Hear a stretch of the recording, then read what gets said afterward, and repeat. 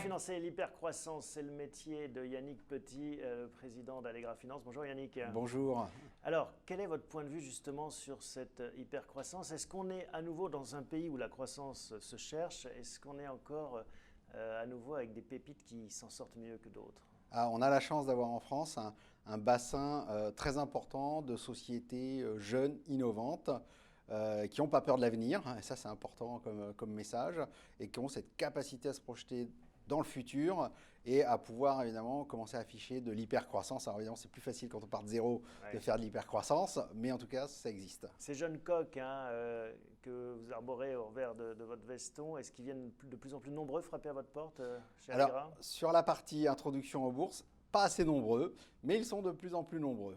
Parce que mon sentiment, c'est que la bourse s'adresse à toutes les entreprises, y compris les plus jeunes et les plus petites, et que pour beaucoup d'entre eux, on va dire, la bourse c'est un mythe, et c'est compliqué, c'est lourd, et ils ont du mal à assumer.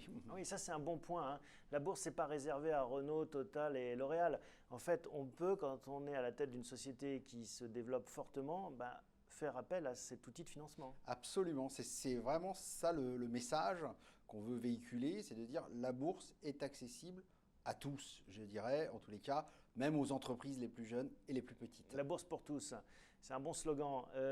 Et c'est quelque chose qui marche aux États-Unis, hein. Aux États-Unis, le seuil avant une introduction est assez bas finalement. C'est pas que quand on est Facebook qu'on va en bourse.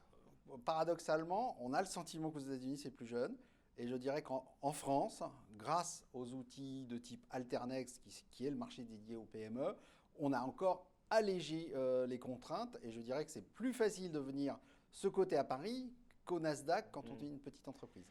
Mais c'est justement cette culture américaine qu'il faut, c'est-à-dire aller se financer pas uniquement auprès des banques ou du private equity, mais aussi vis-à-vis du grand public et être coté.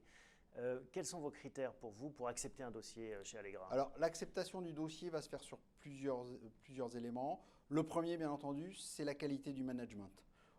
Plus on est petit, plus ça va reposer sur la qualité des hommes, leur cursus. Donc ça, c'est un premier point qui va compter quand même énormément dans la décision.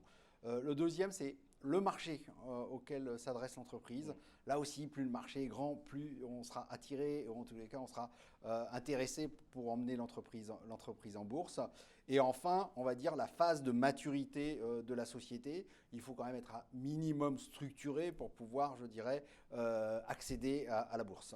Dernière question, est-ce qu'il y a des dossiers qui vont faire parler d'eux, que vous allez supporter dans les prochaines semaines, les prochains mois? Je ne peux pas vous les annoncer, mais à l'évidence, il y a des entreprises qui sont dans l'air du temps. Je pense notamment à la veille de la tenue de la COP 21 à Paris, où on a des dossiers dans le monde, on va dire, de l'environnement qui vont parfaitement coller au buzz médiatique. Et donc, on a bon espoir, évidemment, d'être visible à cette occasion. Merci Yannick Petit. Merci beaucoup. À bientôt.